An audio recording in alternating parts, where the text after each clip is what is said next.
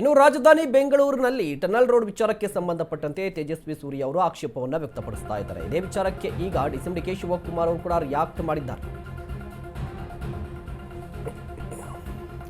ಬೆಂಗಳೂರಲ್ಲಿ ಡಿಕೆ ಶಿವಕುಮಾರ್ ಪ್ರತಿಕ್ರಿಯೆಯನ್ನ ಕೊಟ್ಟಿದ್ದಾರೆ. ಬರೀ ನೀನು ಸಲಹೆ ಕೊಡೋದು ಬೇಡ, ಅಂದರೆ ಕೊಡೋಕೆ ಬರಬೇಡ, ಸಲಹೆಯನ್ನು ಕೊಡೋಕೆ ಬರಬೇಡ. ಕೇಂದ್ರ ಸರ್ಕಾರದಿಂದ ಎಷ್ಟು ಹಣ ತಂದಿದ್ದೀಯಾ? ಎಲ್ಲರೂ ಕೂಡ ಕಾರಲ್ಲಿ ಓಡಾಡಬೇಕು ಅಂತ ಆಸೆ ಪಡ್ತಾರೆ. ಜನರಿಗೆ ಕಾರನ್ನು ತಗೋಬೇಡಿ ಅನ್ನೋಕ್ಕೆ ಆಗಲ್ಲ. ಟನಲ್ ವಿಚಾರಕ್ಕೆ ಸಂಬಂಧಪಟ್ಟಂತೆ ಎಷ್ಟು ಅರ್ಜಿ ಬೇಕಾದರೂ ಹಾಕಿಕೊಳ್ಳಲಿ ಅಂತ ಹೇಳಿಕೆಯನ್ನು ಕೊಟ್ಟಿದ್ದಾರೆ. ಟನಲ್ ರೋಡ್ ವಿಚಾರಕ್ಕೆ ಸಂಬಂಧಪಟ್ಟಂತೆ ಸಂಸದರಾಗಿರುವಂಥ ತೇಜಸ್ವಿ ಸೂರ್ಯ ಅವರು ಇವತ್ತು ಡಿಕೆ ಶಿವಕುಮಾರ್ ಅವರನ್ನು ಭೇಟಿಯಾಗಿ ಅವರದ್ದೇ ಆದಂಥ ಒಂದಿಷ್ಟು ಸಲಹೆಗಳನ್ನು ಕೂಡ ಕೊಟ್ಟಿದ್ದಾರೆ. ಅಂದರೆ ತೇಜಸ್ವಿ ಸೂರ್ಯ ಅವರ ವಾದ ಏನು ಅಂದರೆ ಟನಲ್ ರೋಡ್ ಬೇಡ, ಅದರ ಬದಲಿಗೆ ಬೇರೆ ಪರ್ಯಾಯ ವ್ಯವಸ್ಥೆ ಏನಾದರೂ ಮಾಡಿ ಅಂತ ಹೇಳಿದ್ರು. ಅದಕ್ಕೆ ಸಂಬಂಧಪಟ್ಟಂತಹ ಒಂದಿಷ್ಟು ಸಲಹೆಗಳನ್ನು ಕೂಡ ತೆಗೆದುಕೊಂಡು ಹೋಗಿದ್ದಾರೆ.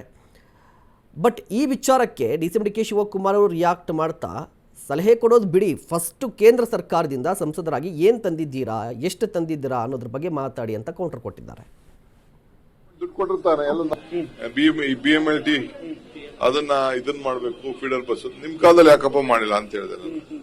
ಇಲ್ಲ ಅದೇನು ಮಾಡಕ್ ಆಗ್ಲಿಲ್ಲ ಅಂತ ಹೇಳಿದೆ. ಎಷ್ಟು ದುಡ್ಡು ಕೊಡಿ ಕಳ್ಸಿದ್ದೆ, ಡೆಲ್ಲಿಯಿಂದ ಬಂದಿದೆ ದುಡ್ಡು ಅಂತ ಹೇಳಿದೆ.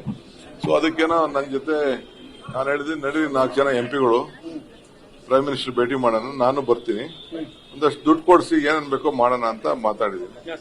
ಸೊ ಅವರು ಟನಲ್ ನಾನು ಹೇಳಿದೆ ಲಾಲ್ಬಾಗ್ ನೀವು ತಿಳ್ಕೊಂಡಂಗೆ 6 ಎಕರೆ ಎಲ್ಲ ಮಾಡ್ತಾ ಇಲ್ಲ, ಒಂದು ಸ್ಮಾಲ್ ಓಪನಿಂಗ್ ಪಾಯಿಂಟ್ ಎಲ್ಲಿ ಒಂದು ಮೂಲೆಯಲ್ಲಿದೆ ಅಲ್ಲೊಂದು ಪಾಯಿಂಟ್ ಓಪನ್ ಮಾಡಬೇಕು, ಎಲ್ಲರೂ ಒಂದು ಮಾಡಬೇಕಲ್ಲ, ಇಲ್ಲ ನೀವೇ ಜಾಗ ತೋರಿಸಿ ಅಂತ ಹೇಳಿದೆ ನಾನು. ಸೊ ಅವರು ಇಲ್ಲ ಎಲ್ಲಾ ದೇಶದಲ್ಲೂ ಟನಲ್ ಬೇಡ ಅಂತ ಹೇಳ್ತಾ ಇದ್ದಾರೆ. ನೀನ್ ಹೇಳ್ದಂಗೆಲ್ಲ ಒಬ್ರು ಹೇಳ್ದಂಗೆ ಕೇಳಕ್ಕಾಗಲ್ಲ. ನಾನು ಅವ್ರ ಪಾರ್ಟಿ ಲೀಡರ್ಸ್ ಹತ್ರ ನಾನು ಮಾತಾಡಿದ್ದೀನಿ. ಆಮೇಲೆ 70% ಪಬ್ಲಿಕ್ ಟ್ರಾನ್ಸ್ಪೋರ್ಟ್ಗೆ ORR BRTS ಮಾಡಬೇಕು ಅಂತ ಹೇಳ್ತಾ ಇದ್ದಾರೆ. ಈ ಸೆಂಟ್ರಲ್ ಗವರ್ಮೆಂಟ್ ಕೊಡ್ಬೇಕು ದುಡ್ಡನ್ನ. ನಾನು ಹೇಳಿದ್ರೆ ನಡಿಯಪ್ಪ ಸೋಮಣ್ಣ ಅವ್ರ ಹತ್ರ ಮಾತಾಡೋಣ, ಇವ್ರ ಹತ್ರ ಮಾತಾಡೋಣ, ತಗೊಳ್ಳಿ ದುಡ್ಡು ಕೊಡಿ, we are ready to do that. Last 10 years ಇಂದ ನಾವು ಆ ಹೊಸ ರೈಲ್ಗಳು ಸೇರಿಸಬೇಕು ಅಂತ ಹೇಳ್ತಾ ಇದಾರೆ. ಏನು ಇದೆಯಲ್ಲ ಸಬರ್ಬನ್ ರೈಲ್ನ ಜಾಸ್ತಿ ಮಾಡಬೇಕು ಅಂತಾರೆ. ಇನ್ನ ಒಂದು ಮಾಡಕ್ಕಾಗಿಲ್ಲ. ಸೆಂಟ್ರಲ್ ಗವರ್ಮೆಂಟ್ ದುಡ್ಡು ಕೊಟ್ಟಿರ್ತಾನೆ, ಎಲ್ಲ ನಮ್ಮ ಮೇಲೆ ಡಿಪೆಂಡ್ ಆದ್ರೆ ಏನು, ಬರೀ ನೀನು ಸಲಹೆ ಕೊಡಕ್ ಹೋಗ್ಬೇಡ, ದುಡ್ಡು ತಗೊಂಡ್ ಬಾಪ ಅಂತ ಹೇಳಿದ್ದೀನಿ.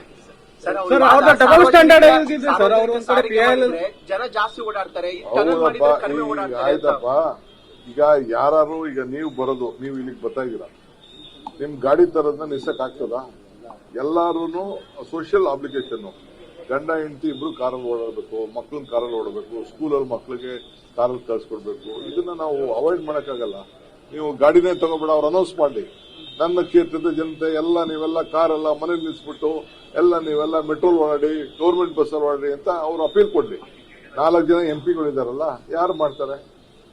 ಎಣ್ಣೆ ಇದು ಕಾರಿಲ್ಲ ಅಂದ್ರೆ ಮನೆಗೆ ಎಣ್ಣೆ ಕೊಡಲ್ಲ. ಈ ಸೋಷಿಯಲ್ ಅಬ್ಲಿಗೇಷನ್ ಅವ್ರಿಗೆ ಇನ್ನ ಪಾಪ ಅವ್ರಿಗೆ ಅರಿವಿಲ್ಲ. ಅದೆಲ್ಲ ಒಂದ್ ಕಡೆ PL ಹಾಕಿದ್ದಾರೆ ಸರ್, ಒಂದ್ ಕಡೆ ನೀವು ಮನವಿ ಮಾಡ್ತಾ ಇದ್ದಾರೆ ಡಬಲ್ ಸ್ಟ್ಯಾಂಡರ್ಡ್ ಏನಕ್ಕೆ ಅಂತ. ನೋಡಪ್ಪ, ಅವ್ರು ಏನ್ ಬೇಕಾದ್ರೆ PL ಹಾಕೊಳ್ಳಿ. ನಾನ್ ನಮ್ಮ ಆಫೀಸರ್ಸ್ ಕೇಳಿದೀನಿ, ಕೋರ್ಟೇ ಬೇಕಾದ್ರೆ ಒಂದು ಕಮಿಟಿನ ಸೆಟ್ ಮಾಡ್ಬಿಟ್ಟು